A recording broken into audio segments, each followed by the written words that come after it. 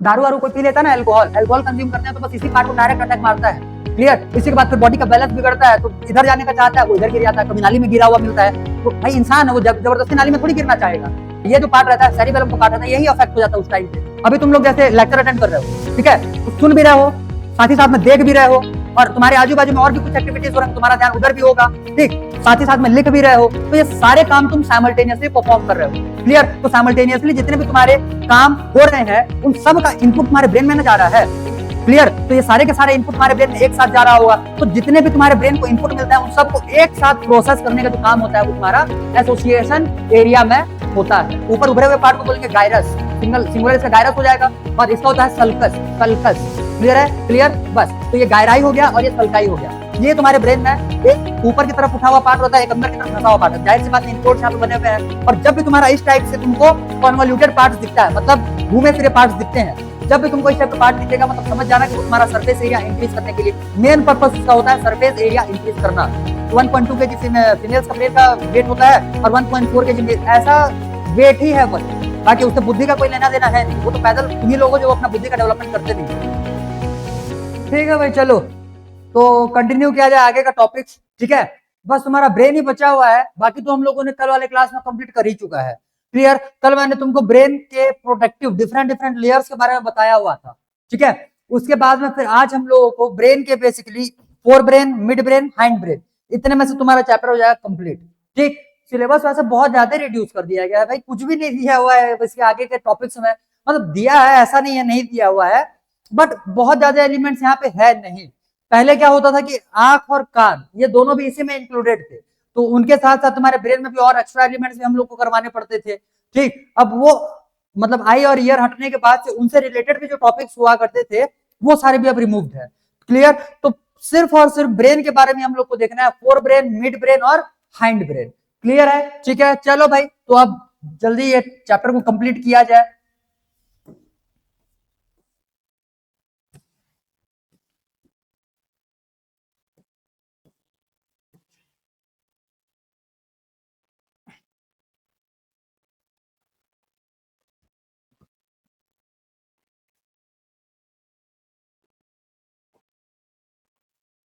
ठीक।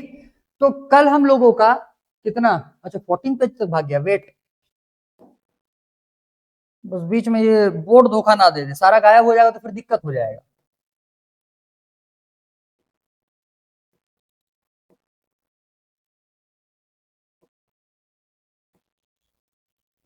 चलो भाई, तो कल हम लोगों ने नर्व इंपल्स वगैरह सब का ट्रांसमिशन कैसे होता है ये सब कुछ देख चुका है डिटेल में। क्लियर, सारा कुछ डिटेल में हो चुका है।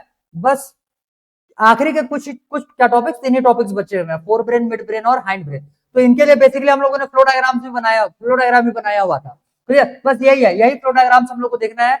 एक दो एक्स्ट्रा एलिमेंट्स हमारे इसमें आएंगे और मेजर पार्ट्स बस यही है, बाकी ये तो बस छोटे छोटे ही पार्ट्स हैं। इसके बेसिकली दो पार्ट्स होते हैं। टेंथ अगर किसी ने मेरे यहाँ पे पढ़ा हुआ रहेगा तो उसको याद होगा, हम लोगों ने इसमें से दो पार्ट्स पढ़ा हुआ था, एक कॉर्पोरा क्वाड्रिजेमिना और एक सेरिब्रल पिडंकल। क्लियर। एक को बोलते हैं क्रूरा सेरिब्राई, क्रूरा सेरिब्राई बोला जाता है सेरिब्रल पिडंकल को। क्लियर। और जो ये कॉर्पोरा क्वाड्रिजेमिना रहता है इसको कॉलिक्यूलस बोला जाता है। एक को कॉलिक्यूलस बोलेंगे, कंबाइनली सारे को चार चार यहाँ पे लोब्स थे, तो ये कंबाइनली इसको बोला जाता है कॉलिक्यूलस, कॉलिक्यूलस सॉरी, सिंगल में कॉलिक्यूलस बोलते हैं और कंबाइनली इसको बोलेंगे कॉलिक्यूलाई। क्लियर। ठीक है, हालांकि उतना डिटेल तो हम लोग को देखना भी नहीं है, जितना तुम्हारे बुक में दिया बस उतना ही पार्ट्स हम लोग को यहाँ से कवर करते हुए चलना। चलो भाई ठीक है, तो आज सबसे पहले हम लोग स्टार्ट करने वाले हैं फोर ब्रेन, और फोर ब्रेन का सबसे पहला पार्ट जिसको कि हम लोग बोल रहे हैं सेरिब्रम। ठीक है, तो ब्रेन का लार्जेस्ट पार्ट जो रहता है ये तुम्हारा होता है सेरिब्रम। चलो ठीक है, हेडिंग लगाओ। पहले नंबर पे हम लोग देख रहे हैं फोर ब्रेन।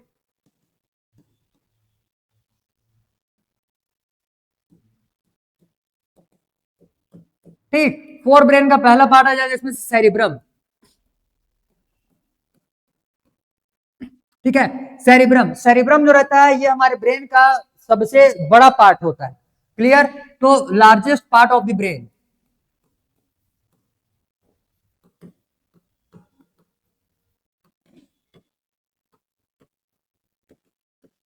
हाँ, वो बेसिक नॉलेज जो तुम्हारे बुक में तो है भी नहीं, फिर भी मैं तुमको ओरली बता दे रहा हूँ, सुन लो। जैसे ब्रेन का जो वेट रहता है ये तुम्हारा 1 to 1.2 kg के आसपास में रहता है। जनरली वो 10th में यही बताया जाता है कि 1 kg फीमेल्स ब्रेन का, सॉरी 1.2 से 1.4 kg होता है, ठीक है। तो 1.2 kg फीमेल्स का ब्रेन का वेट होता है और 1.4 kg ऐसा वेट ही है बस वो, बाकी उससे बुद्धि का कोई लेना देना है नहीं। वो तो पैदल तुम ही लोग हो जो अपना बुद्धि का डेवलपमेंट करते नहीं हो, क्योंकि पता ही होगा भाई ह्यूमंस जो रहता है ये अपने अपने ब्रेन का अप्रोक्सीमेट मान करके चलो 1%, 2%, 3% ऐसा ही समथिंग कुछ यूटिलाइज कर पाता है, बाकी तो अनयूज्ड ही ब्रेन है। क्लियर। तो भाई मेल के लिए जितना तुम्हारा ब्रेन यूज रहता है उतना ही तुम्हारा फीमेल के लिए ही होता है। हम लोग 100% ब्रेन का यूज नहीं कर पाते। आ रहा बात समझ में? तो उससे ये मतलब ही नहीं है कि तुम्हारे ब्रेन कितने वेट का है, कितना उसका क्या बोलते हैं, कितने उसमें से तुम्हारे इनफोल्ड बनने वाले होंगे, जैसा भी देखेंगे इनफोल्ड पे उसमें प्रेजेंट होते हैं। आ गया ये समझ में? तो खैर वो बहुत ही बेसिक नॉलेज है और तुम्हारे सिलेबस का पार्ट भी नहीं है, फिर भी बहुत सारे लोगों को जानने का इच्छा रहता है तो ये बता दिए। चलो भाई, सेरिब्रम जो रहता है तुम्हारा largest part of the brain होता है। सेरिब्रम हमारा जो रहेगा ये तुम्हारे 2 हेमिस्फीयर्स में डिवाइडेड रहता है। क्लियर। तो ह्यूमंस के पास में 2 सेरिब्रल हेमिस्फीयर रहता है, एक इस साइड में, दूसरा एक इस साइड में। क्लियर। एक होता है राइट सेरिब्रल हेमिस्फीयर और एक हो जाएगा तुम्हारा लेफ्ट सेरिब्रल हेमिस्फीयर। क्लियर है? ठीक है, तो लिखो यहां सेरिब्रम, ऐसे लिखो 2 सेरिब्रल हेमिस्फीयर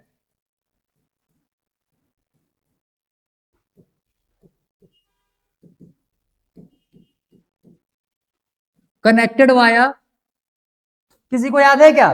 2 सेरिब्रल हेमिस्फीयर जो कनेक्ट होते हैं उसको क्या बोलते हैं? और उनके बीच में जो गैप रहता है, उनके बीच में जो क्लेफ्ट बना हुआ रहता है, ऐसे लॉन्गिट्यूडनल क्लेफ्ट जो बना हुआ रहता है, उसको बेसिकली हम लोग क्या बोलते हैं? किसी को पता है क्या दोनों का नाम? है तो जल्दी से जल्दी चैट पे लिख करके बताओ, तब तक मैं इसको यहाँ पे कंप्लीट करता हूँ। 2 सेरिब्रल हेमिस्फीयर कनेक्टेड वाया, किससे जुड़े हुए रहते हैं ये? Corpus callosum. कॉर्पस कैलोसम क्या होता है तुम्हारा? ये नर्व फाइबर्स होता है। क्लियर। तो ग्रुप ऑफ नर्व फाइबर्स होता है, तो क्या हो जाएगा? Connected via corpus callosum.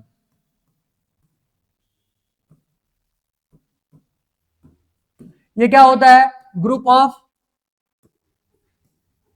Nerve fibres.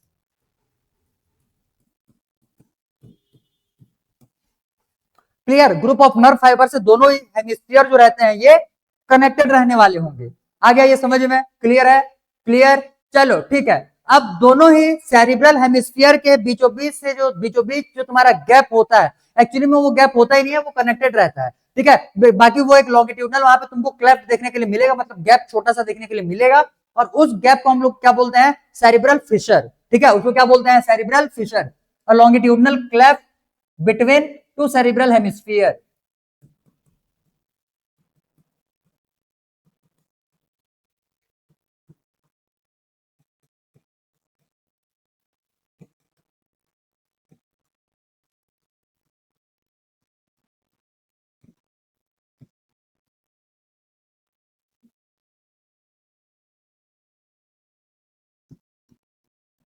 To cerebral hemisphere, इसको हम लोग क्या बोलते हैं? Cerebral Fisher.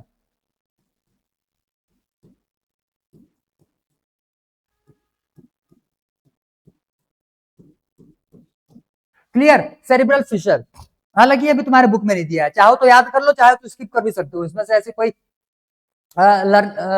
इंपॉर्टेंट ऐसा टर्म ये है नहीं। क्लियर। सेरिब्रल फिशर हो गया। अब यहाँ पे थोड़ा सा हम लोग डायग्राम ड्रॉ कर लेते हैं। अच्छा, तुमको पता है क्या ह्यूमन ब्रेन जो रहता है तुम्हारा हॉलो होता है, खोखला होता है, बीच में कुछ नहीं होता, मतलब मटेरियल नहीं होता, सिर्फ फ्लूइड फ्लूइड फील्ड रहता है, जिसको हम लोग बोलते हैं सेरिब्रो स्पाइनल फ्लूइड। क्लियर। अभी अभी वो स्ट्रक्चर भी देखेंगे, मिड ब्रेन वाले में देखेंगे। ठीक है, उसके में एक क्या बोलते हैं उसको, एक्विडक्ट आता है। तो एक्विडक्ट जो रहेगा वो तुम्हारा कहां पे प्रेजेंट होता है, उसी को एक्सप्लेन करने के लिए जनरली हम लोग को एक बार बनाना पड़ेगा पूरे ब्रेन का डायग्राम, तो वहीं पे हम लोग देखेंगे ब्रेन का डायग्राम। अभी उसको पार्ट बाई पार्ट देखते हुए चलो भाई, जितना तुम लोगों ने प्रीवियस ईयर में ब्रेन पढ़ा हुआ था उतना तो कम से कम में उसका स्ट्रक्चर याद रहेगा, बस उतने कोई भेजे, भले ही उसका लेबलिंग याद हो चाहे ना हो, स्ट्रक्चर तो भेजे में रहेगा तुम्हारे। क्लियर। उतने कोई दिमाग में बिठाओ बस। तो यहां से देखो, जैसे सेरिब्रल हेमिस्फीयर हम लोग बात कर रहे हैं, तो ये मान लो एक तुम्हारा एक ब्रेन हो गया, और ये हो गया तुम्हारा दूसरा ब्रेन, मतलब हेमिस्फीयर। क्लियर। तो ये हो जाएगा तुम्हारा लेफ्ट सेरिब्रल हेमिस्फीयर, ये हो जाएगा राइट सेरिब्रल हेमिस्फीयर। अब ये दोनों के बीच में कनेक्शन पॉइंट रहता है, इसको हम लोग बोलते हैं, या फिर बीच में तुम्हारे नर्व फाइबर जो रहेंगे ये इन दोनों को कनेक्ट करके रखते हैं। ये जो नर्व फाइबर्स आए हुए हैं इनको बोल रहा है, इनको अच्छा लेबलिंग करते हुए चलते हैं, ये हो जाएंगे दोनों तुम्हारे सेरिब्रल हेमिस्फीयर।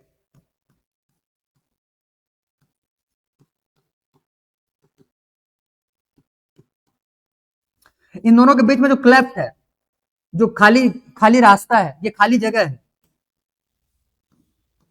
क्लियर। इसको जो क्लेफ्ट, इसको क्या बोल रहे हैं, सेरिब्रल फिशर।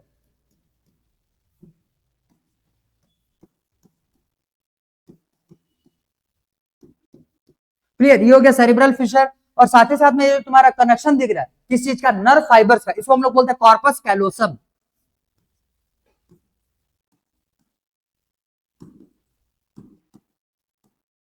क्लियर, ये हो जाएगा कॉर्पस कैलोसम।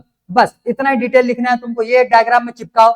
एक और डायग्राम हम लोग देखेंगे कि जो ब्रेन रहता है इसमें तुम्हारे इनफोल्ड्स प्रेजेंट होता है, मतलब ऐसे घुमा फिरा टाइप रहेगा। जैसे हम लोगों ने बहुत सारे स्ट्रक्चर्स देखा हुआ था, कौन कौन सा बोलोगे तो सेल वाले चैप्टर में हम लोगों ने देखा हुआ था सबसे पहले में वो माइटोकॉन्ड्रिया, ठीक है, ऐसे घूम घूम करके रहता है, मतलब इनफोल्ड्स प्रेजेंट होते हैं उसमें, ठीक। बस वैसे ही ब्रेन में भी तुम्हारा इनफोल्ड प्रेजेंट होता है। अब अगर ब्रेन को मैं ऐसे साइड वॉइस दिखाऊं तुमको, ऐसे साइड वॉइस, तो कैसे दिखेगा, ध्यान देना। ज्यादा भाग रहा, वेट।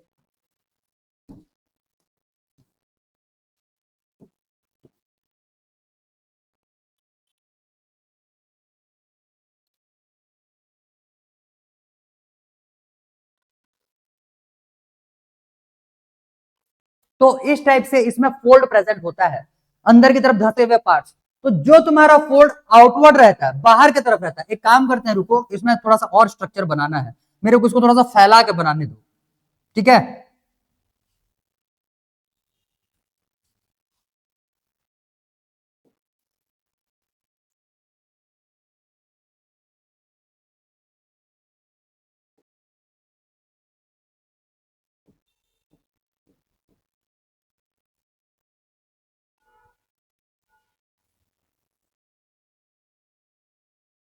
ये इस टाइप से इनफोल्ड्स प्रेजेंट होंगे, ये बहुत ही पास पास में होते हैं। ब्रेन तो देखे ही हुए थे कल डायग्राम में, एक बार आज आखिरी में फिर से देख लेंगे। तो ये बहुत पास पास में होते हैं। इसमें ध्यान देना, जो पार्ट ऊपर की तरफ है ऐसे ऊपर उठा हुआ रहता है, क्लियर। एक्चुअली में ये ऐसे भी नहीं रहते, ये एक के ऊपर में एक स्टैक्ड होते हैं, मतलब इस टाइप से,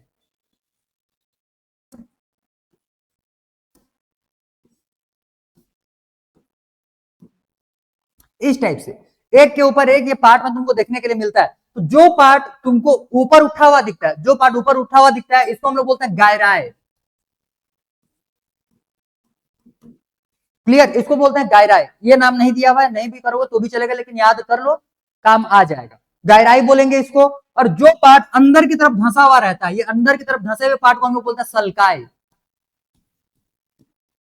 इसको बोला जाता है सल्काई, पूरे ग्रुप को, ठीक है। और पूरे ग्रुप को एक सिंगल सिंगल ऊपर उभरे हुए पार्ट को बोलेंगे गायरस, सिंगल सिंगुलर इसका गायरस हो जाएगा। और इसका होता है सल्कस, सल्कस, क्लियर है, क्लियर। बस तो ये गायराई हो गया और ये सल्काई हो गया।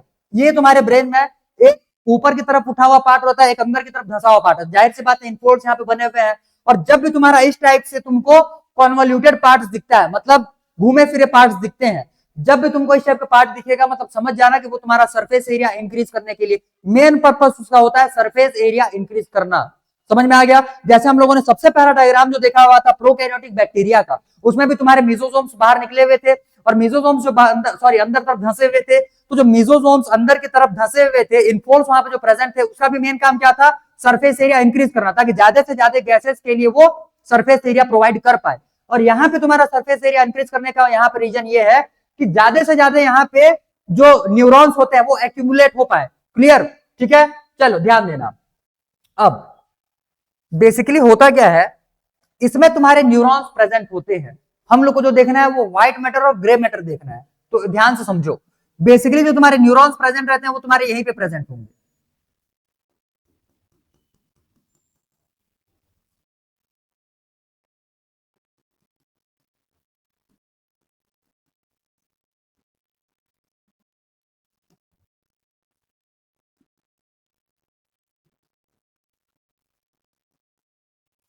ये दिख रहा है क्या स्ट्रक्चर, हाँ, क्लियरली विजिबल है। तो ध्यान से समझो, ये जो तुमको उसके एक्सॉन वाले पार्ट दिख रहा है, एक्सॉन किधर दिख रहा है, अंदर की तरफ, ये बेसिकली क्या है, सीएनएफ। सीएनएफ में मैंने तुमको क्या सॉरी सीएनएस, सीएनएस में मैंने तुमको सेंट्रल नर्वस सिस्टम में मैंने क्या बताया हुआ था कि मोस्टली जो यहाँ पे न्यूरॉन्स रहते हैं ये माइलिनेटेड होते हैं। ध्यान से पिछले वाले जो माइलिनेटेड और अनमाइलिनेटेड हम लोगों ने डिफरेंस लिखा हुआ था वहां पे खोल के देख लो क्या लिखे हुए हैं वहां पे क्या लिखे हुए थे कि मोस्ट कॉमन इन सीएनएस।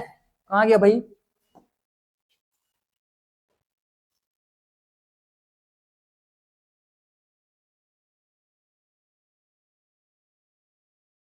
ये स्टार बना करके लिखे हुए थे मोस्ट कॉमन इन सीएनएस। तो सीएनएस में मोस्टली क्या मिलते हैं तुम्हारे, अच्छा इसमें नहीं बनाए थे क्या, ये वेट वेट बनाए थे बट दिखा नहीं, वेट, ये जो तुम्हारे सेल्स है ये यहाँ पे क्या बनाया गया है, माइलिन शीट बनाएगा।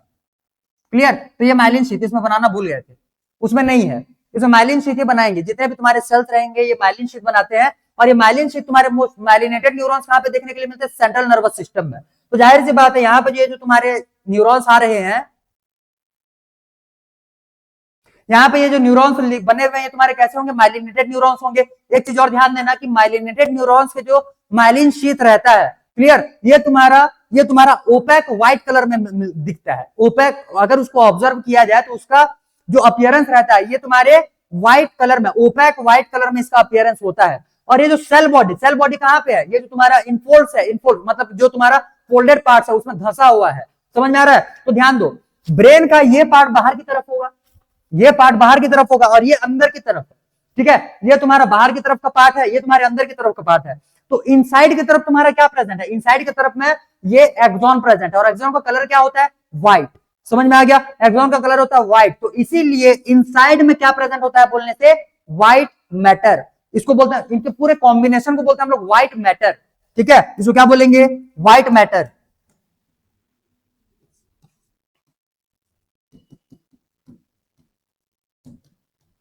व्हाइट मैटर, ठीक है, ड्यू टू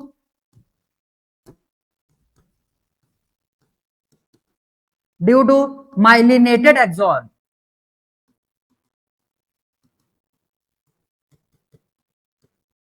ठीक, और ये माइलिन शीट जो रहता है ये तुम्हारा कैसे दिखेगा, ओपेक व्हाइट कलर में, क्या होता है ये, opaque white in colour,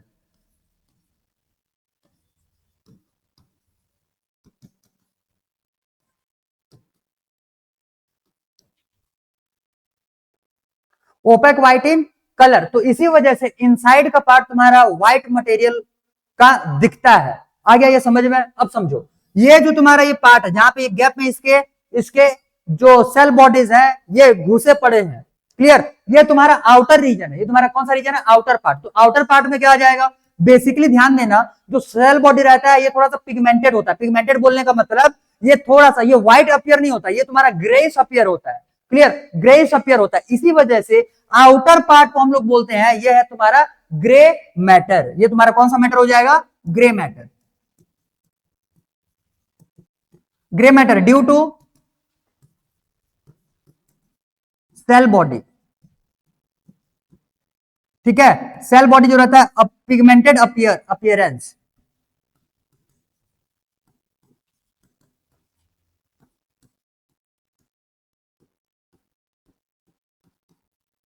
pigmented appearance इसका होता है, इसी वजह से ये ग्रेइश कलर में दिखता है। और ऊपर के पार्ट को, आउटर पार्ट को हम लोग बोलेंगे ग्रे मैटर, इनर पार्ट को या इनर रीजन को हम लोग बोलेंगे white matter, white matter. Clear, बनाओ, हो गया। इसके बाद में बाकी पार्ट्स देखेंगे। अब तुम्हारे इसमें से डिफरेंट लोब्स देखने वाले हैं हम, क्लियर, जल्दी करो जल्दी, इतना पूरा लिखो, ये दो डायग्राम्स, साथ ही साथ में जितना लेबलिंग किए हुए थे वो सारा भी चिपकाओ, ठीक है, ऐसे फैला के बनाओ, खुद को समझ में भी तो आना चाहिए। उसको कंजस्टेड बना दोगे खुदे को समझ में नहीं आएगा, 4 दिन बाद जब कॉपी खोलो तो मतलब क्या निकलेगा, फैला के बनाओ। यही है तुम्हारा सेरिब्रम, कैसे होता है, इनफोल्डेड रहता है, लिख लो बाजू में, इनफोल्डेड सेरिब्रम।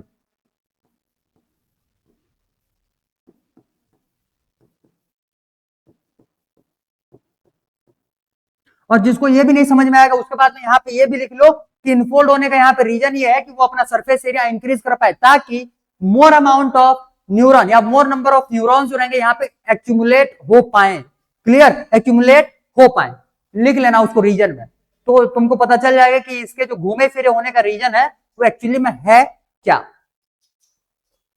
जल्दी करो जल्दी, स्पीड में थोड़ा सा लिखो, कंप्लीट करना है। Done, very good. अब ध्यान दो, इसके बाद में इसके अच्छा जो जो नहीं लिखे वो पहले ये साथ साथ लिखते भी चलो भाई, और मैं बोल रहा हूं उसको सुनते हुए भी चलो। तो जनरली देखो हम लोग के ब्रेन में 4 डिफरेंट लोब्स होते हैं, 4 डिफरेंट लोब्स रहते हैं। एक जो हम लोगों ने ब्रेन सॉरी बोन का नाम देखा हुआ था, मैंने बोला था कि यही इसी नाम से हम लोग को ब्रेन का लोब्स भी देखना है।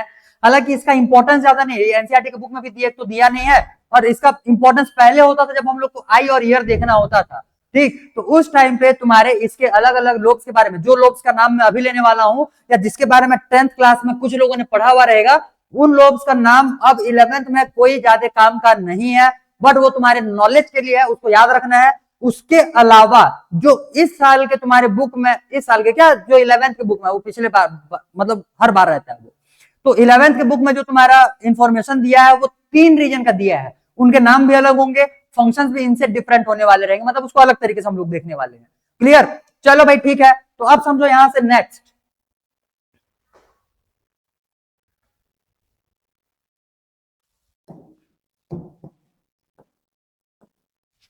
देखो, एक इसको अलग से ही लिख लेना, 4 डिफरेंट लोब्स।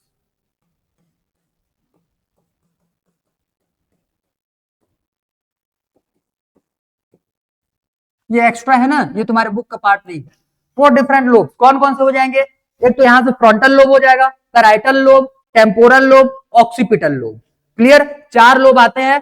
अब सिर्फ इतना तुमको इसमें से जानना है, नॉलेज चाहिए कि ये चारों ही डिफरेंट डिफरेंट लोब्स में तुम्हारे अलग अलग टाइप के फंक्शंस किए जाते हैं। जैसे ये जो सामने का पार्ट दिख रहा है फ्रंटल लोब, ये तुम्हारा थिंकिंग पार्ट होता है। क्लियर, आईक्यू आईक्यू यहीं से तुम्हारा मेजर किया जाता है, ये तुम्हारा थिंकिंग पार्ट रहता है। ये जो पार्ट दिख रहा है यहां से हम लोग ऑडियो और वीडियो जो भी हम लोग देखे हुए रहते हैं, ऑडिटरी और विजुअल जो भी हम लोग का ऑब्जर्वेशन रहता है, उसका यहाँ पे मेमोरी का स्टोरेज होता है। समझ में आया? यहाँ पे तुम्हारे टच रिसेप्टर्स रहते हैं, मतलब कोई हम लोग को टच करेगा, कोई हम लोगों को जैसे मान लो हमारे स्किन को प्रेस किया, तो इन सारे चीजों का, ठीक है, प्रेशर का हो गया, टच हो गया, इनका रिसेप्टर्स तुमको यहाँ पे देखने के लिए मिलता है। और इसीलिए मैं बोल रहा था इसको हम लोग को आंख और कान में पढ़ना होता है, क्योंकि ये जो पीछे साइड में रहता है ये तुम्हारा ऑक्सीपिटल लोब है, और ऑक्सीपिटल लोब जो रहता है तुम्हारे आंख को डायरेक्ट ये कंट्रोल करता है, मतलब विजुअल को कंट्रोल करता है। समझ में आया? तो खैर वो पार्ट है ही नहीं, तो बस नाम लिख लो, तुम्हारा काम चल जाएगा। 4 डिफरेंट लोब्स, पहले में क्या आ जाएगा?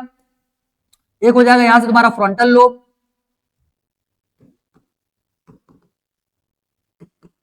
हाँ ध्यान देना, बोन में ये एक था सिंगल, लोब्स की बात करेंगे तो 2 आ जाएगा। कैसे? क्योंकि यहां पे तुम्हारा पूरा माथे में एक सिंगल बोन है, लेकिन ब्रेन जो रहता है यहां से तुम्हारा डिवाइडेड है ना भाई। क्लियर, 2 पार्ट्स में डिवाइडेड है, ये तुम्हारा राइट ब्रेन, ये तुम्हारा लेफ्ट ब्रेन हो जाएगा। तो राइट ब्रेन के भी सामने में तुमको क्या दिखेगा? फ्रंटल लोब दिखेगा, और लेफ्ट बोन के भी सामने, सॉरी लेफ्ट सेरिब्रम के भी सामने में तुमको फ्रंटल बोन दिखेगा। तो यहाँ पे एक फ्रंटल बोन हो जाएगा, एक फ्रंटल बोन यहाँ पे हो जाएगा, तो 2। तो जितना पिछले वाले में हम लोगों ने सिंगल सिंगल देखा, मतलब ऑक्सीपिटल बोन भी एक सिंगल देखे थे, लेकिन यहाँ पे ऑक्सीपिटल लोब्स कितने हो जाएंगे? 2। तो चारों के चारों लोब्स हमारे 2-2 पेयर्स, मतलब एक एक पेयर्स में प्रेजेंट होते हैं। क्या हो जाएगा? एक फ्रंटल लोब, दूसरा हो जाएगा यहां से टेम्पोरल लोब, ये भी 2 होगा, ये भी 2 होगा, और थर्ड हो जाएगा यहां से पैराइटल लोब।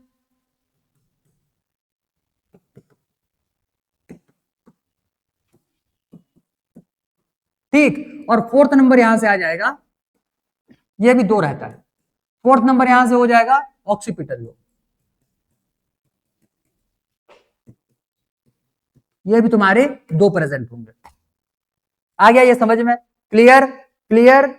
चलो इसको पहले 4 लिख लो, फिर अदर रीजन हम लोग देखते हैं। बेसिकली तीन तीन एरियाज हम लोग को देखना होता है पूरे ब्रेन में। अब भाई पूरे ब्रेन में ये तुम्हारे 4 लोब्स आए हुए हैं, ठीक, अब उसी पूरे ब्रेन को हम लोग को 3 पार्ट में डिवाइड करना है। क्लियर, तो यहां पे हम लोग लिखेंगे अदर एरियाज ऑफ ब्रेन या सेरिब्रल, सेरिब्रम। ये इंपॉर्टेंट है, ये तुम्हारे बुक में है, वो नहीं है, वो जा चुका है, ठीक है, वो नहीं है, ऊपर के पार्ट का नहीं है तुम्हारा। क्लियर, बट नाम याद रखना है, काम आएगा, ठीक है, नाम याद रखना है ऊपर के। आगे देखो, अदर एरियाज बोलेंगे तो जैसे ब्रेन हम लोगों ने लिया,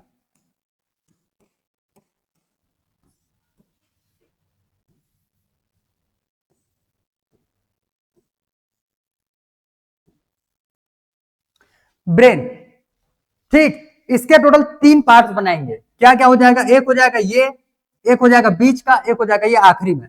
इसको हम लोग बोलते हैं सेंसरी एरिया। वेट, इसको हम लोग बोलते हैं सेंसरी एरिया।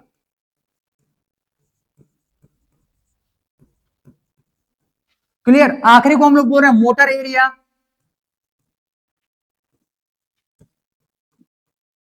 क्लियर? और इसको, यही है इंपॉर्टेंट, इसको क्या बोलते हैं? Association area.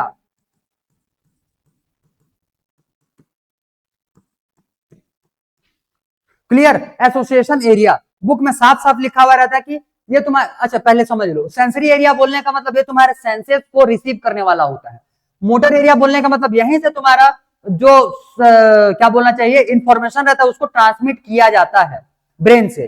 क्लियर? ये 2 पार्ट तो वैसे भी समझ में आ चुके रहेंगे। तीसरा पार्ट एसोसिएशन एरिया, तो बुक में साफ साफ लिखता है कि एसोसिएशन एरिया जो रहता है ये तुम्हारे ना तो कंप्लीटली सेंसरी एरिया होता है, मतलब सेंसरी न्यूरॉन का पार्ट रहता है, ना ही ये कंप्लीटली तुम्हारा मोटर एरिया का पार्ट होता है। तो ना ही ये कंप्लीटली तुम्हारा सेंसरी एरिया का पार्ट है और ना ही कंप्लीटली ये मोटर एरिया का पार्ट है, ये दोनों के बीच का पार्ट रहता है। समझ में आ रहा है? बेसिकली इसका फंक्शन क्या है बोलोगे तो ये इसका फंक्शन होता है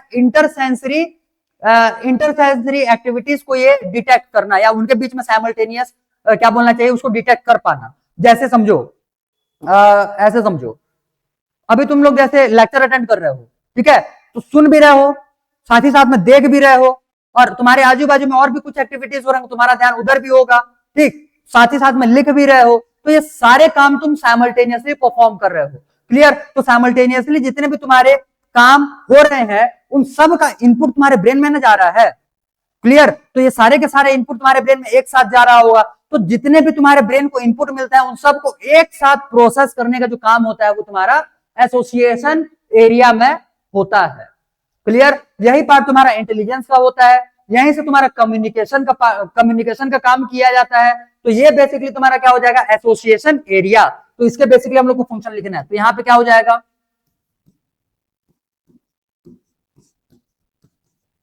सबसे पहले ये तुम्हारा थिंकिंग पार्ट हो जाएगा। क्लियर? ये तुम्हारा मेमोरी पार्ट हो जाएगा।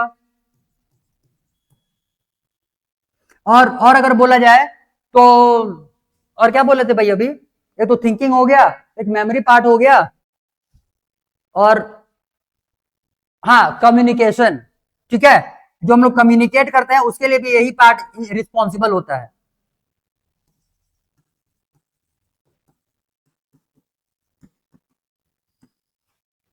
Clear?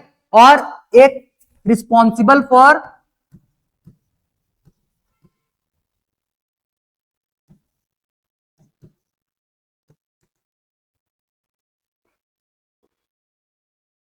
इंटरसेंसरी activities.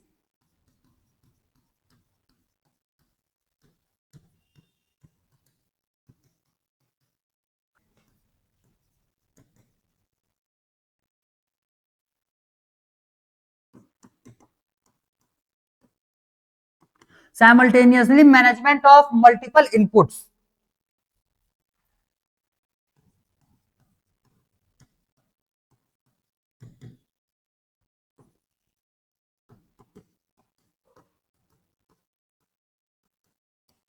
Of multiple inputs, ठीक है, बहुत सारे जो इनपुट्स आते हैं उनको साइमल्टेनियसली ये मैनेज करने वाला होगा। क्लियर? उनके बीच में ये एकोमोडेशन बिठाता है, मतलब तालमेल बिठाने का काम करेगा।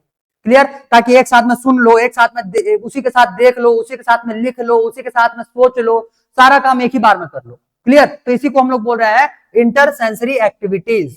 क्लियर? क्लियर? छापो छापो, जल्दी छापो। Done, very good. नेक्स्ट, डाइंसेफ्लॉन।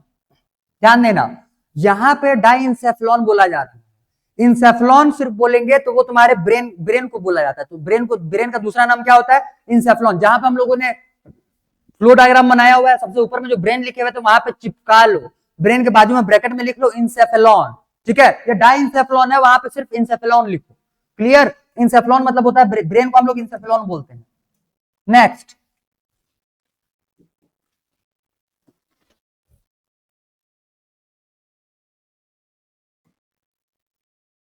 अच्छा फोर ब्रेन में सेरिब्रम ही हुआ, ठीक। हाँ एक चीज और, ऑल्फैक्टरी लोब हम लोगों ने लिखा हुआ था बुक में, ज्यादा उसका डिटेल ही नहीं दिया, बस इतना बुद्धि में बिठा लो। ये जितना भी तुम्हारा पार्ट है, ये सेरिब्रल वाले रीजन में ही तुम्हारा एक लोब प्रेजेंट होता है, जिसको हम लोग बोलते हैं ऑल्फैक्टरी लोब। रिस्पॉन्सिबल किसके लिए बोलने से, वो स्मेल को डिटेक्ट करने के लिए, बस उतना ही है, नाम से वो तुमको पता चल चुका रहेगा। उसके बारे में डिटेल कुछ लिखा भी नहीं है, चाहो तो लिख लो, नहीं चाहो तो स्किप भी मार दो, तो भी कोई दिक्कत वाली बात है नहीं। ठीक है, बाकी कहीं पे कोने में लिख लो, एक पार्ट में लिख लो क्या, olfactory lobe. Olfactory lobe, olfactory lobe बोलने का मतलब तुम्हारा क्या हो जाएगा, एक lobe present present at the forebrain, और मेन फंक्शन उसका क्या है बोलने से, डिटेक्ट स्मेल, बस कंप्लीट है फिर। ठीक है, नेक्स्ट यहां से आ जाएगा डाइंसेफ्लॉन।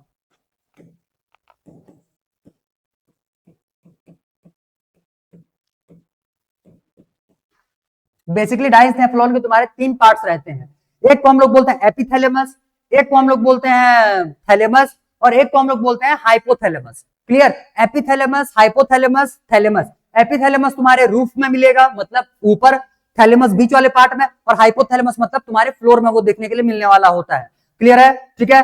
उसमें से भी तुम्हारा एपिथैलेमस के बारे में ना लेबलिंग किया हुआ है, ना डिटेल ज्यादा कुछ दिया हुआ है, तो फिर भी उसके लिए एक लाइन हम लोग को लिखना पड़ेगा। चलो भाई, तो डाइंसेफ्लॉन कंटेन थ्री पार्ट्स,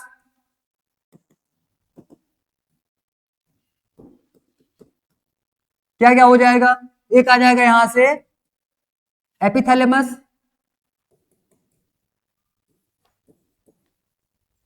ठीक है। सेकंड नंबर इसमें से आ जाएगा एक थैलेमस,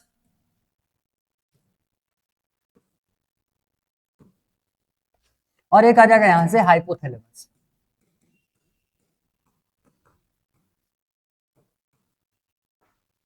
क्लियर, ये आ जाएगा रूफ में, मतलब छत में तुमको देखने के लिए मिलने वाला होगा, ऊपर के साइड में। ये हो जाएगा मिड पार्ट, ठीक है, मिडिल रीजन में ये तुमको देखने के, और ये फ्लोर में देखने के लिए मिलेगा। क्लियर, ये तुमको फ्लोर में देखने के लिए मिलने वाला है। आ गया होगा ये समझ में, क्लियर। तो ये बेसिकली तुम्हारे तीन पार्ट्स होते हैं डाइंसेफ्लॉन के, जिसमें से पहले पार्ट में जो तुम्हारा एपिथैलेमस दिया हुआ है, इसका सिर्फ और सिर्फ एक फंक्शन देखेंगे, ये पीनियल ग्लैंड को सराउंड किए हुए रहता है। पीनियल ग्लैंड के बारे में हम लोग नेक्स्ट चैप्टर में पढ़ने वाले हैं। किसी को पीनियल ग्लैंड से सीक्रेट होने वाले हार्मोन का नाम याद हो तो जल्दी से जल्दी चैट पे लिख करके बता दो, तो सुने थोड़ा सा। ठीक है, पहले नंबर पे आ जाएगा एपिथैलेमस।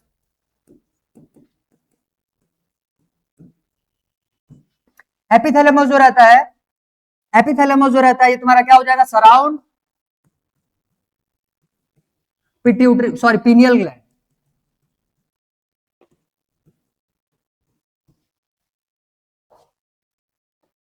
अच्छा, मतलब किसी को, भाई इतने पैदल हो गए, किसी को इतना भी याद नहीं है। वहां से तुम्हारा मेलेटोनिन हार्मोन सीक्रेट होता है, जो तुम्हारे बायोलॉजिकल रिदम को बनाता है। खैर कोई नहीं, नेक्स्ट चैप्टर में इसके बारे में फिर देखेंगे हम लोग। ठीक है, तो सराउंड पीनियल ग्लैंड, बस कंप्लीट। नेक्स्ट यहां से क्या आ जाएगा, थैलेमस। थैलेमस को हम लोग बोलते हैं relay centre of the brain. Relay centre बोलने का मतलब, बॉडी से तुम्हारा कोई सा भी इंफॉर्मेशन हो, सबसे पहले ये पहुंचेगा थैलेमस के पास, वहां से फिर ब्रेन के डिफरेंट पार्ट्स तक ये पहुंचाने वाला होगा। मतलब ये मान करके चलो कि तुम्हारा वो चौराहा है जिसको क्रॉस किए बिना तुम्हारा कोई सा भी इंफॉर्मेशन ना ब्रेन के अदर पार्ट्स में जा पाएगा, और ना ही ब्रेन से तुम्हारे बॉडी में डिस्ट्रीब्यूट होने वाला होता है। क्लियर, तो ये इसीलिए इसको क्या बोलते हैं हम लोग, relay centre of the brain. क्या हो जाएगा, थैलेमस।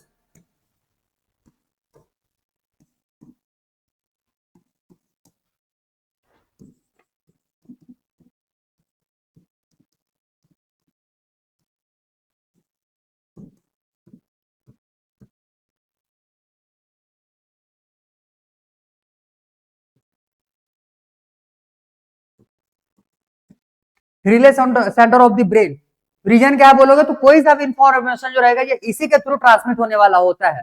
क्लियर, तो इसमें क्या लिखेंगे, any information transmit through it.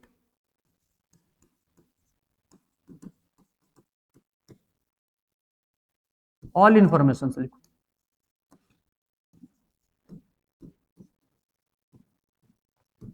All information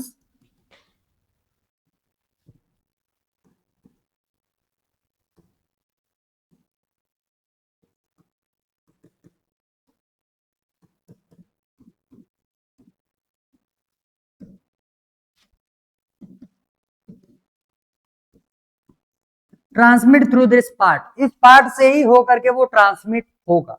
आ गया ये समझ में, ठीक है। एक चीज और याद रखे रहना, ये जो थैलेमस रहता है पूरा सेरिब्रल, पूरा सेरिब्रम इसको सराउंड करके रखा हुआ रहता है, पूरा घेर के रखा हुआ रहता है।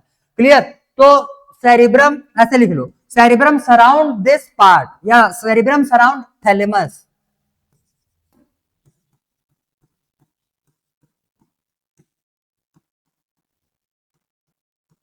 Cerebrum surrounds this part.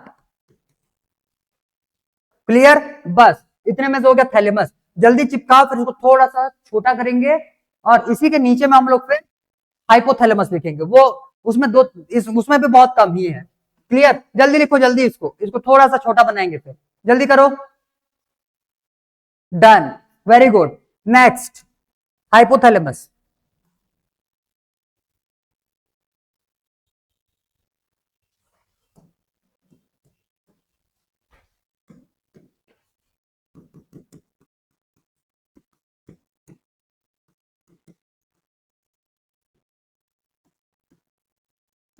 Hypothalamus, तो देखो ये हाइपोथैलेमस जो है ये तुम्हारे एंडोक्राइन सिस्टम का भी पार्ट है, क्योंकि हाइपोथैलेमस ग्लैंड हम लोग वहां पे देखने ही वाले हैं, और साथ ही साथ में तुम्हारे ब्रेन का भी पार्ट है, मतलब न्यूरल सिस्टम का भी पार्ट है। तो बेसिकली ये क्या हुआ, ये कनेक्शन हो गया बिटवीन किसके किसके, न्यूरल सिस्टम और एंडोक्राइन सिस्टम के बीच में। ठीक है, तो इट इज कनेक्शन बिटवीन, या इट कनेक्ट, हाँ ऐसे लिखो, it is connection between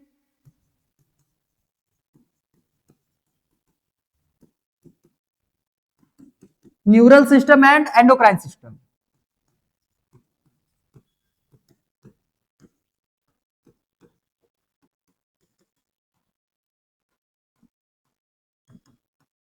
neural system and endocrine system. ठीक है, ये तुम्हारे न्यूरल सिस्टम और एंडोक्राइन सिस्टम दोनों के बीच का ये कनेक्शन का काम करने वाला होता है। बेसिकली हमारे हमारे हमारे अंदर में जो फीलिंग्स वगैरह आते हैं ना, जितने सैडनेस हो गया, प्लीजर हो गया, ये सब तुम्हारा यहीं से कंट्रोल होने वाला होता है। साथ ही साथ में इसके पास में सटाइटी सेंटर होता है। सटाइटी सेंटर मतलब समझ में आता है क्या? ऐसा सेंटर जहां से तुम्हारे हंगर और थ्रस्ट ये तुम्हारे क्या बोलते हैं, जनरेट होते हैं। क्लियर? उसको हम लोग बोलते हैं सटाइटी सेंटर, तो लिखो वो भी। It is part of emotional brain, ऐसे लिखो, it is part of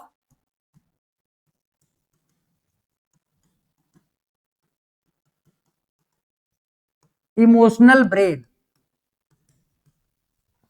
clear?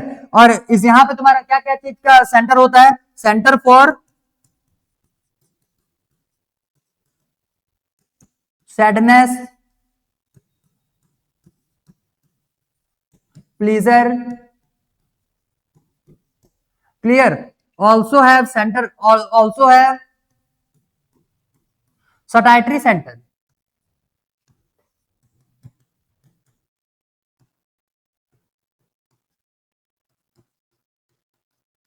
सटाइटरी centre का मेन फंक्शन क्या होता है, ये तुम्हारा हंगर और सटाइटरी सेंटर जो रहता है तुम्हारे हंगर थ्रस्ट के लिए रिस्पॉन्सिबल होता है। तो यहां पे लिख लेना, satiety centre responsible for hunger and thirst.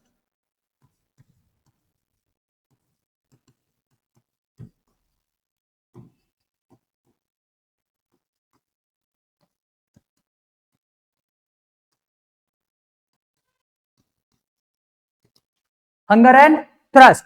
इसके साथ साथ मोस्ट इंपॉर्टेंट लाइन इसके लिए, जो कि तुम्हारा ये बॉडी टेम्परेचर को कंट्रोल करने वाला होता है। क्लियर? तो it regulates body temperature.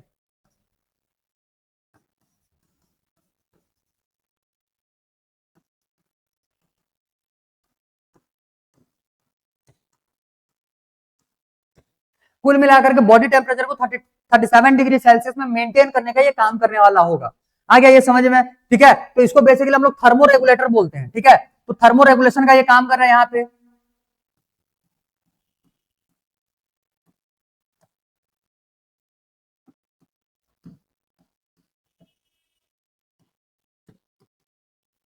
Basically यहाँ पे ये कौन सा काम कर रहा होगा, थर्मो रेगुलेशन का काम कर रहा होगा।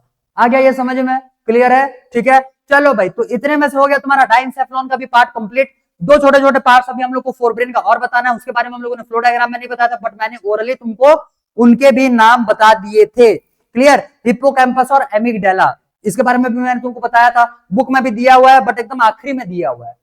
ठीक है, उसके बारे में भी लिख लेते हैं। चलो जल्दी करो इसको, फोर ब्रेन के आखिरी वाले दो लाइन में लिखा हुआ है। Done, very good. Next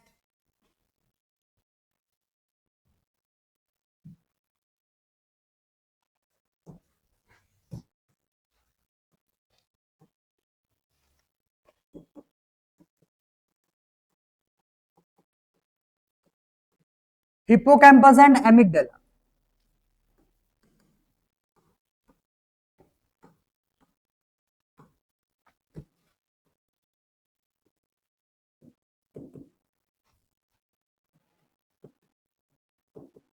both are deep structure of brain. ज्यादा मत लिखना, वो अंदर के साइड में प्रेजेंट होते, बस इतना ही बुद्धि में बिठाओ, बहुत ज्यादा डिटेल इसके बारे में भी है नहीं। क्लियर? तो both are deep structures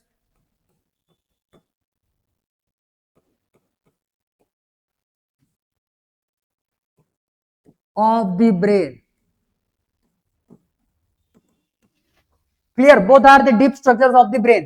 clear? Both are deep structures of the brain. अब इसमें से हिप्पोकैम्पस की बात करें तो हिप्पोकैम्पस जो रहता है ये हाँ भाई, वो पानी में जो घोड़ा रहता है ना, सी हॉर्स, ठीक है, वैसे ही दिखता है ये भी, तो इसी वजह से इसका नाम भी हिप्पोकैम्पस रख दिया गया है। आ गया ये समझ में? तो हिप्पोकैम्पस जो रहता है बेसिकली इसका काम रहता है शॉर्ट टर्म मेमोरी को कन्वर्ट करना लॉन्ग टर्म मेमोरी में। तो इसमें लिखना इट कन्वर्ट्स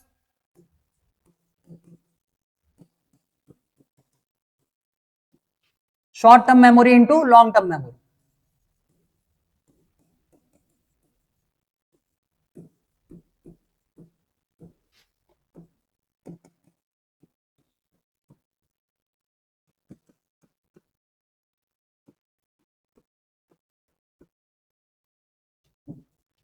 क्लियर?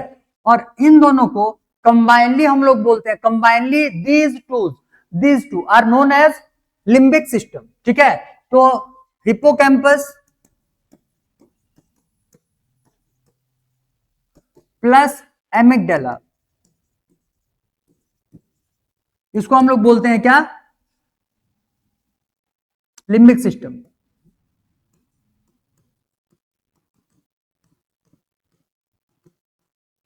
ठीक, अब लिम्बिक सिस्टम जो रहता है इसके तुम्हारे मतलब दोनों मिल करके कुछ कुछ फंक्शंस करने वाले रहते हैं। जैसे हमारे बॉडी, हमारे अंदर में जो गुस्सा आता है, जो क्या बोलते हैं उसको, रेज बोलने का मतलब होता है बदला लेना।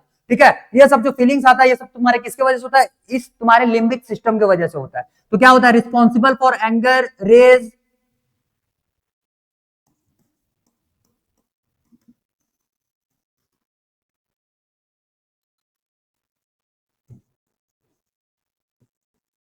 एंगर, रेज, और साथ ही साथ में सेक्सुअल बिहेवियर के लिए भी। Clear? And sexual behaviour,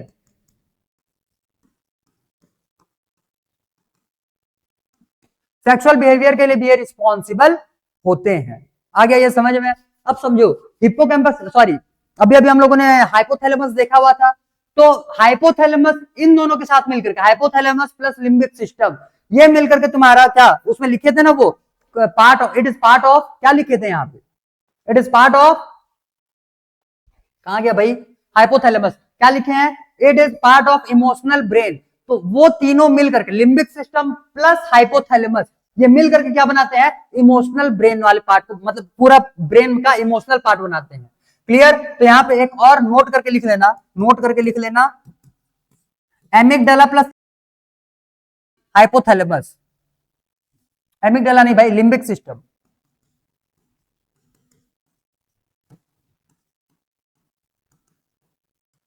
plus hypothalamus. ठीक है? ये तुम्हारा क्या होता है? Equals to emotional brain.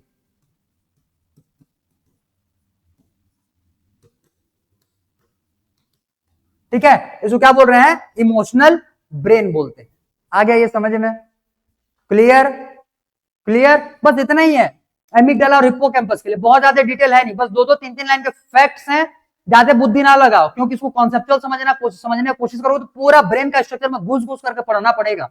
और मान करके चलो तुम्हारा जो सिलेबस है ये टॉपिक का, ब्रेन टॉपिक का, जितना तुम्हारे बुक में दिया हुआ है, जितना तुम्हारे सिलेबस का पार्ट है, उसे डबल पढ़ना पड़ेगा, उसे डबल ट्रिपल तुमको नेम्स याद करने पड़ेंगे। तो कहां उतना डिटेल में घुसने पड़े, वो आता नहीं है वहां से ज्यादा डिटेल में क्वेश्चन, जहां से तुम्हारे एक्स्ट्रा एलिमेंट से क्वेश्चन आते हैं वो तुमको लिखवा दिया जा रहा है।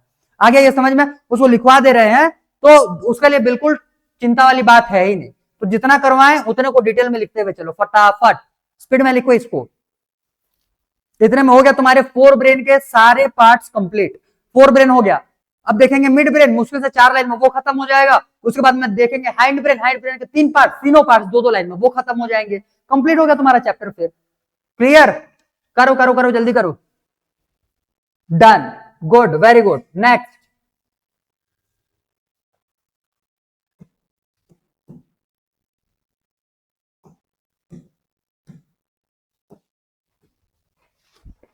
Second part, mid brain.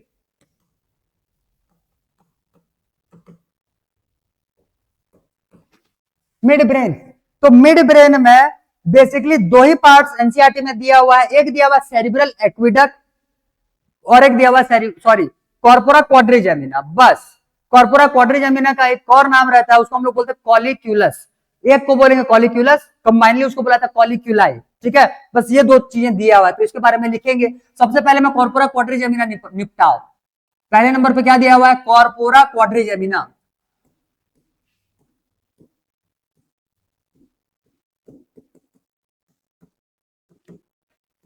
ठीक है, क्लियर? इसी को हम लोग क्या बोल रहे हैं? कॉलिक्यूलाई।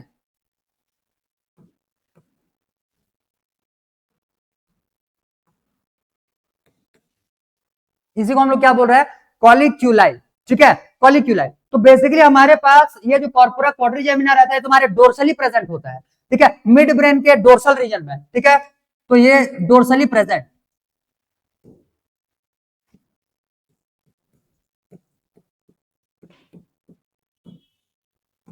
फोर स्वेलिंग्स,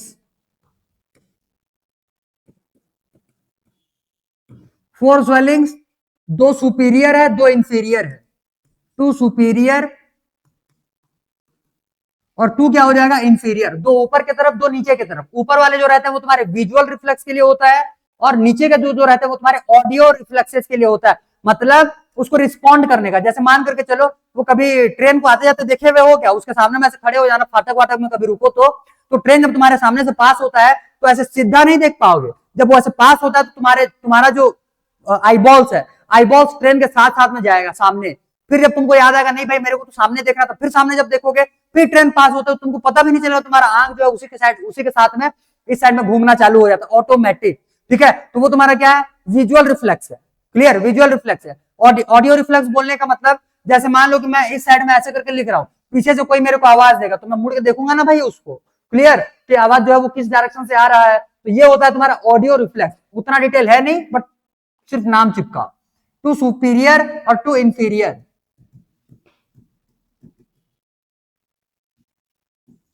सुपीरियर किसके लिए होता है? विजुअल रिफ्लेक्स के लिए।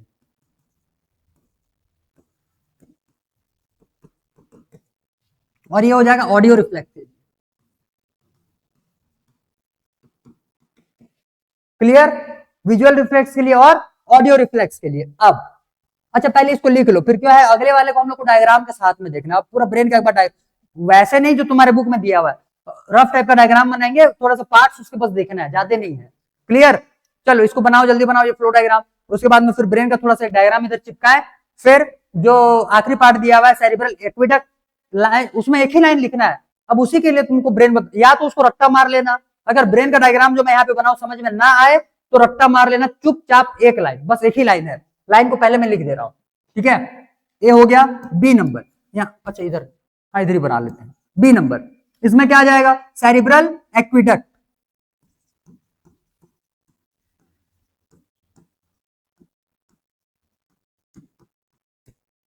इट कनेक्ट्स फोर ब्रेन और हाइंड ब्रेन, बस।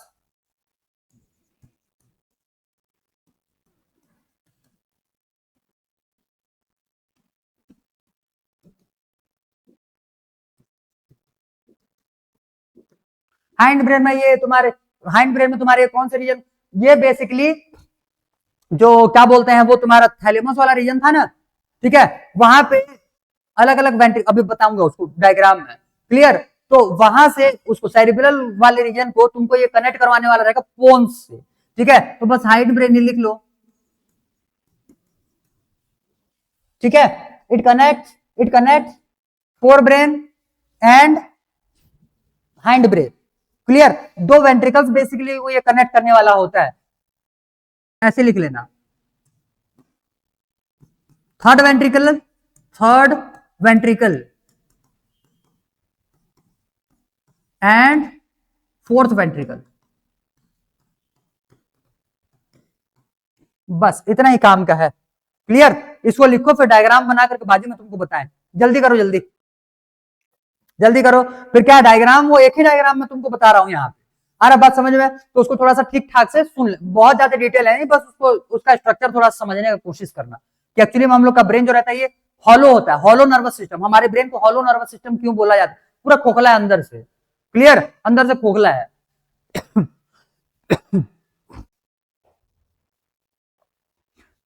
हाँ हाँ, बुक में वही लिखा है। बुक में इसका एक लाइन, मतलब ये पासेस थ्रू मिड ब्रेन है, बस वही है, लिख लो। तो वही तो है भाई, इट कनेक्ट्स फोर ब्रेन और मिड और हाइंड ब्रेन, मतलब मिड ब्रेन से ये पास हो रहा है, तो लिख लो भाई, एक लाइन और लिख लो, it passes through mid brain.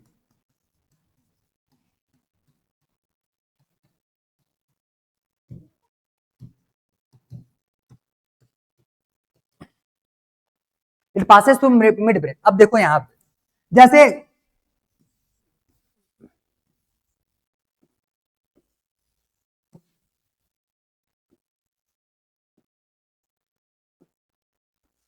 ये तुम्हारा दो ऐसे सामने से देख रहे हो, ये एज्यूम करो, ठीक है? तो यहाँ पे तुमको दो सेरिब्रल हेमिस्फीयर दिखेंगे। फिर जब नीचे उतरोगे, एक और तुम्हारा मतलब एक ऐसे थैलेमस वाला पार्ट दिखने वाला होता है। क्लियर? तो एक दो रीजन ये हो जाएंगे तुम्हारा, ये हो जाएंगे दो रीजन। इसके बाद में एक रीजन आ जाएगा यहाँ नीचे में।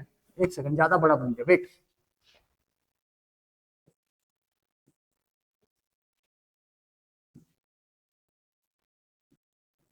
ये तुम्हारे दो रीजन हो गए।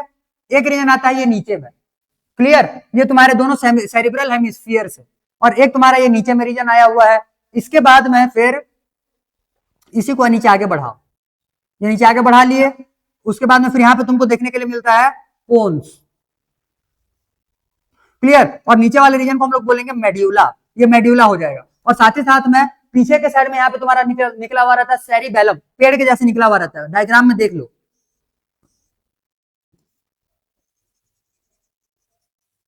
इस टाइप से पेड़ के जैसे पीछे के साइड में निकला। अब भाई ये तुमको सामने से दिख रहा है, तो पीछे वाले रीजन को पीछे में थोड़ी बना पाएंगे उसको, तो इसको एज्यूम कर लो। तो सामने वाले साइड में जो है ये तुम्हारा पोन्स है, ये तुम्हारा हो जाएगा सेरिबेलम, सेरिबेलम, सेरिबेलम।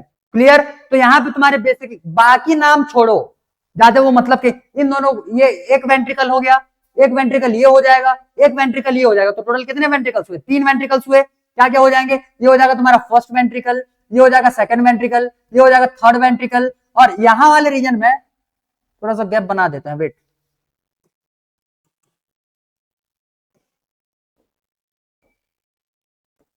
ये यहां वाले रीजन में एक तुम्हारा वेंट्रिकल प्रेजेंट होगा, जिसको कि हम लोग बोलेंगे फोर्थ वेंट्रिकल। लिखे हैं यहाँ पे थर्ड वेंट्रिकल और फोर्थ वेंट्रिकल को जोड़ने वाला। तो ये वेंट्रिकल, ये फोर्थ वेंट्रिकल हो गया, first ventricle, second ventricle, third ventricle, fourth ventricle.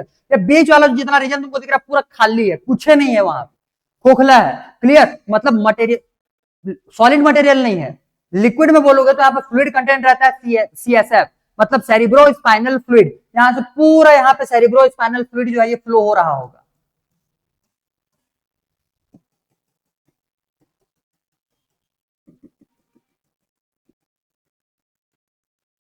यहाँ पे सेरिब्रो स्पाइनल फ्लूइड ये भरा हुआ है।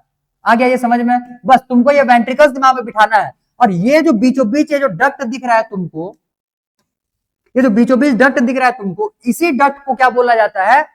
सेरिब्रल एक्विडक्ट, सेरिब्रल एक्विडक्ट, जो कि तुम्हारे थर्ड वेंट्रिकल और फोर्थ वेंट्रिकल को जोड़ने वाला रहता है। बस इतना ही है, इससे ज्यादा और नहीं देखना तुमको। ये क्या हो जाएगा? Cerebral aqueduct.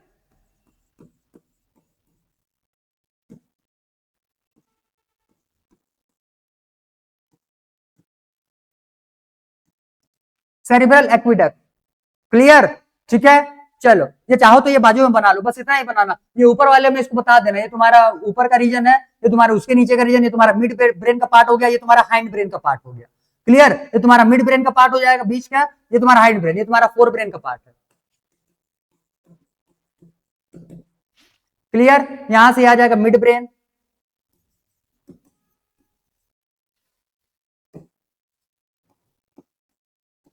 और यहां से ये आ जाएगा हाइंड ब्रेन। बस भाई इतना लिख लो। पार्ट्स लिख दें क्या? ये है तुम्हारा सेरिबेलम, ये सेरिब्रम है। क्लियर, ये हो जाएगा सेरिबेलम। क्लियर, इस रीजन में ये आ जाएगा पोन्स। नीचे के साइड को हम लोग बोलेंगे मेड्यूला। बस इतना। Clear, clear. चलो लिखो, इतने को बनाओ फटाफट। अच्छा बीच वाले को भी लिख दें क्या? या थैलेमस हाइपोथैलेमस वाला रीजन बोला था ना, डाइंसेफ्लॉन ही लिख लो।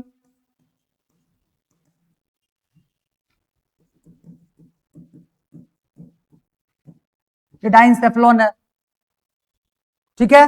क्लियर, चलो भाई लेबलिंग के साथ इतने को चिपकाओ जल्दी, और ये वाले लाइन को लिख लो। इतने में से तुम्हारा मिड ब्रेन भी हो गया कंप्लीट पूरा।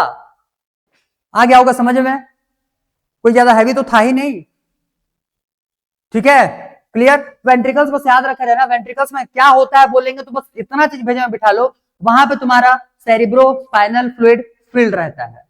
क्लियर, क्लियर, बस चाहो तो लिख लेना कहीं पे भी। ये तुम्हारे सीएसएफ है, ये जो येलो येलो डॉट मैंने बनाया हुआ है, सारे के सारे क्या है? सीएसएफ है। CSF, cerebro spinal fluid, cerebro spinal fluid. Clear, चलो डन, वेरी गुड। नेक्स्ट आखिरी पार्ट बचा है हाइंड ब्रेन। तीन पार्ट्स होते हैं, सेरिबेलम, पोन्स, मेड्यूला। ज्यादा नहीं है, दो दो तीन तीन लाइन में तीनों पार्ट्स कवर हो जाएंगे। पता नहीं भाई इतना इतना कम कैसे, इससे ज्यादा तो तुम लोगों को मैंने, जो लोग भी पढ़े हुए थे उन लोग को मैंने तो क्लास 10th में पढ़ाया था ब्रेन के बारे में। क्लियर, और उस टाइम पे मैंने बोला भी था, जहां जहां तुमको 10th में इतना ज्यादा बताया जा रहा है, 11th में इतना भी नहीं बताया जाएगा। तो देख लो ब्रेन के बारे में उतना। हाँ, पिछले वाले टॉपिक्स में तुम्हारे नाम अलग अलग ज्यादा थे, ठीक है। बाकी टॉपिक तो से ज्यादा हम लोगों ने यहाँ पे भी कवर नहीं किया हुआ है। आ रहा होगा समझ में, चलो भाई ठीक है। नेक्स्ट और आखिरी, hind brain.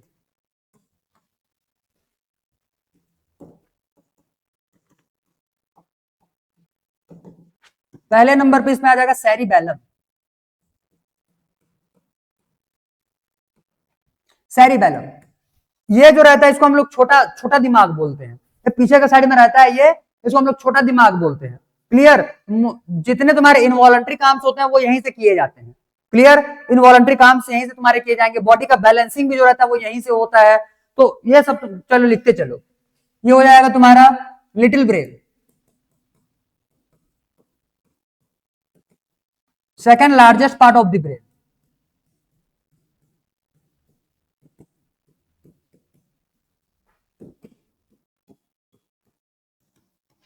Clear, controls involuntary functions.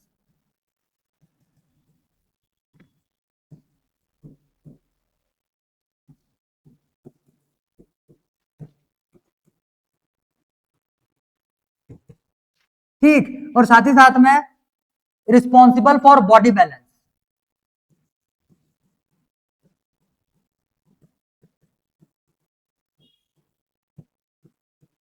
दारू वारू कोई पी लेता है ना, अल्कोहल अल्कोहल कंज्यूम करते हैं तो बस इसी पार्ट को डायरेक्ट अटैक मारता है। क्लियर, इसी के बाद फिर बॉडी का बैलेंस बिगड़ता है, तो इधर जाने का चाहता है वो इधर गिर जाता है, कभी नाली में गिरा हुआ मिलता है। वो भाई इंसान है, वो जबरदस्ती नाली में थोड़ी गिरना चाहेगा। अब उसको होश ही नहीं रहता, उसको अपने बॉडी में बैलेंस ही नहीं पता है, बॉडी का बैलेंस ही नहीं पता है कि उसका बॉडी जा किधर रहा है। ठीक है, वो घर जाना चाह रहा होगा, वो नाली में जाकर के गिर जाएगा। उसको बॉडी का बैलेंस ही उसको नहीं पता है कि उसको बॉडी को बैलेंस करना कैसे है। आ रहा समझ में, क्योंकि उसका हिप्पो सॉरी ये जो पार्ट रहता है सेरिबेलम का पार्ट रहता है, यही अफेक्ट हो जाता है उस टाइम पे। क्लियर है, तो रिस्पॉन्सिबल फॉर बॉडी बैलेंस आ गया। ठीक है, इतना ही चिपकाओ, ठीक है, इतना लिखो जल्दी। इसके बाद में फिर हम लोगों का सेरिब्रम के बाद पोन्स और मेडुला। पोन्स क्या हो जाएगा? पोन्स थोड़ा सा ऊपर लिखिए, सेकंड नंबर इस पे आ जाएगा पोन्स। पोन्स का ज्यादा कुछ काम है नहीं, ये ब्रेन के डिफरेंट डिफरेंट रीजन्स को कनेक्ट करने का काम करता है। ठीक है, clear, it connects different regions of brain.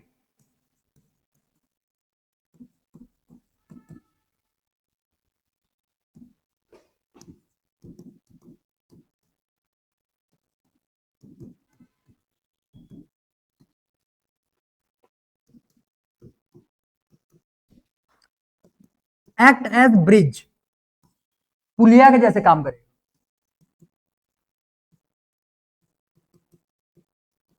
Act as as bridge, clear, act as bridge. तो ये ब्रिज के जैसे ये काम करने वाला होता है, इसको हम लोग बोल रहे हैं पोन्स। नेक्स्ट थर्ड नंबर पे आ जाएगा मेड्यूला ऑब्लोंगेटा या मेड्यूला।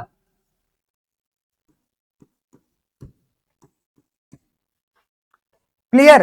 अब मेड्यूला में तुम्हारे बहुत सारे काम बचे कुचे होने, इनवॉलंटरी फंक्शंस होने, जैसे वोमेटिंग जो होने वाला रहेगा ये तुम्हारा यहीं से होगा। रेस्पिरेटरी रिदम सेंटर जो रहता है वो इसी के पास में होता है, तो लिखते चलो as respiratory rhythm centre,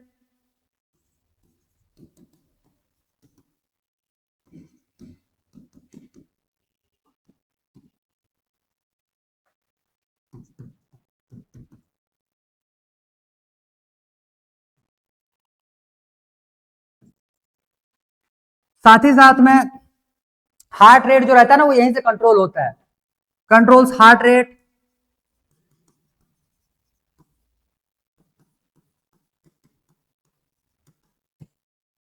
clear, heart rate control करेगा। Responsible for vomiting,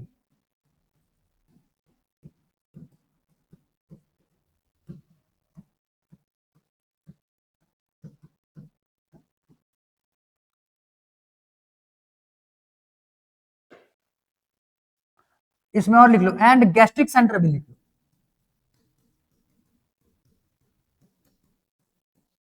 gastric centre भी इसके पास होता है, तो गैस्ट्रिक सेंटर हो गया, रेस्पिरेटरी रिदम सेंटर हो गया, ये control control control heart rate, heart rate को भी ये कंट्रोल करने वाला है, ये हार्ट रेट है ना, हार्ट रेट।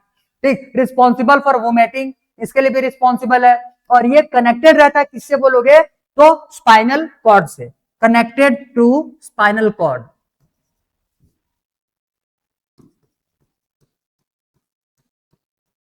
ऐसे लिखो connected with spinal cord. Clear, connected with spinal cord.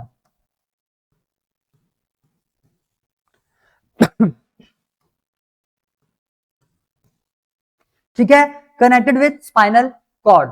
बस इतना था तुम्हारे ब्रेन के बारे में डिटेल। एक चीज, दो चीजें बचा हुआ है, एक पहले नोट करके लिख लो यहाँ पे, जो पूरा ब्रेन है, पूरा ब्रेन, हालांकि वो तुम्हारे बुक में दिया भी नहीं है लेकिन समझ लो, पूरा ब्रेन है, पूरे ब्रेन में जो ग्रे मैटर रहता है ये आउटसाइड होता है, और जो व्हाइट मैटर रहता है वो इनसाइड होता है।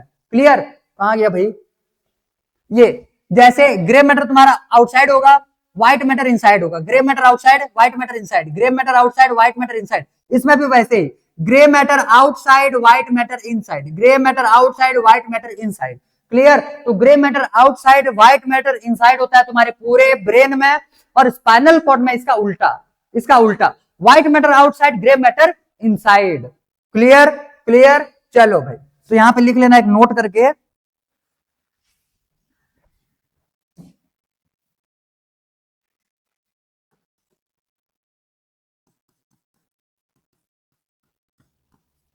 in brain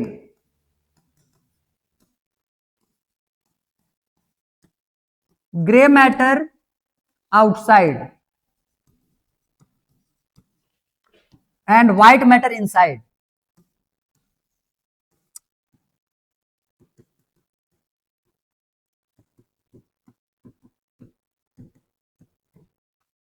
ठीक है, और इन स्पाइनल कॉर्ड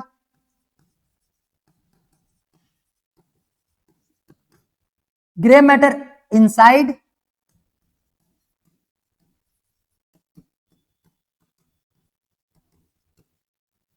एंड, अच्छा ये तुमको एंड जैसे नहीं दिख रहा होगा, वेट,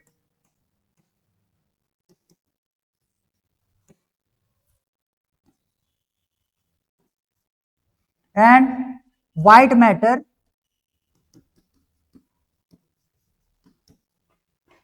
आउटसाइड। क्लियर, एक लाइन का टॉपिक बस बचा हुआ है, ब्रेन स्टेम, ब्रेन स्टेम, बस फिर हो जाएगा पूरा चैप्टर कंप्लीट। जल्दी इसको लिखो, फिर यहाँ पे तो जगह है नहीं, एक और दूसरे पेज में थोड़ा सा जगह बनाएंगे और ब्रेन स्टेम लिखेंगे, फिर हो जाएगा ये चैप्टर कंप्लीट। लिखो लिखो लिखो, जल्दी लिखो। अच्छा डन, गुड, वेरी गुड। एक लाइन और चिपकाना है, ब्रेन स्टेम, यहीं पे होगा क्या जगह, हो जाना तो चाहिए, वेट, थोड़ा सा मैं स्पेस बना लूं।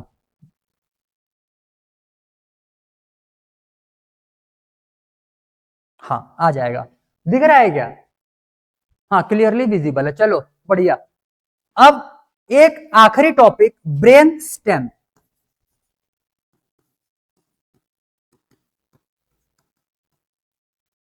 थोड़ा सा बुद्धि लगाओ और ये डायग्राम देख करके बताओ, स्टेम स्टेम का पार्ट कौन सा दिख रहा है? ये बीचों बीच के में जो पार्ट आ रहा है तुम्हारा स्टेम जैसे दिख रहा है। मैंने तुम, ये तो है ये नहीं ना, ये थोड़ी स्टेम बनेगा, ये तो तुम्हारा पेड़ के ऊपर जैसे टहनी वगैरह लगे रहते हैं, पत्ती लगे रहते हैं, वो तो ऐसे ऊपर में फैल गया, तो प्लांट के ऊपर का पार्ट है समझ लो। उसके बाद यहां से तुम्हारा स्टेम बनाता हुआ दिख रहा है, तो बीचों बीच जो रीजन आता है उसी को हम लोग स्टेम बोलते हैं।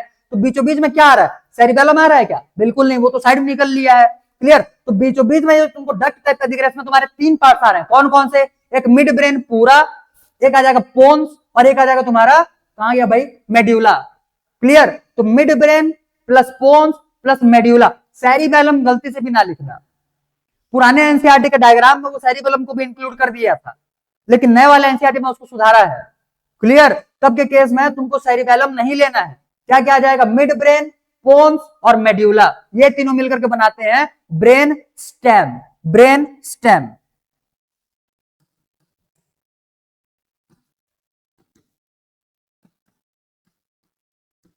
मिड ब्रेन प्लस क्या क्या आ जाएगा? Pons plus medulla. Complete, chapter complete, इतना ही है। ठीक है, इतना ही है, इतने में तुम्हारा चैप्टर हो गया कंप्लीट। एनसीईआरटी का सारा टर्म यहां पे हम लोगों ने कवर कर चुका है।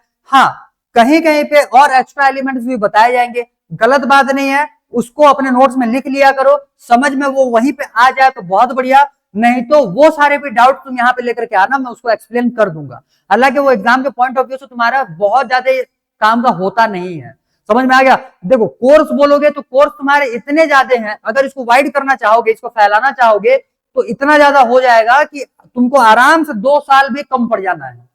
आ रहा समझ में? 2 साल भी आराम से कम पड़ जाएगा, तो इससे बढ़िया है कि सिर्फ उतने को करो जहां से क्वेश्चन आने लायक होते हैं। एक्स्ट्रा एलिमेंट करो, तुम्हारा ही बर्डन बढ़ेगा। और मैंने तुमको पहले भी बताया था, जो एनसीईआरटी के बाहर के टॉपिक्स रहते हैं वो इरेगुलरिटीज में पूछ, ऐसा नहीं है कि अभी अभी पूछा है 2 साल के बाद फिर सेम क्वेश्चन, ऐसा नहीं।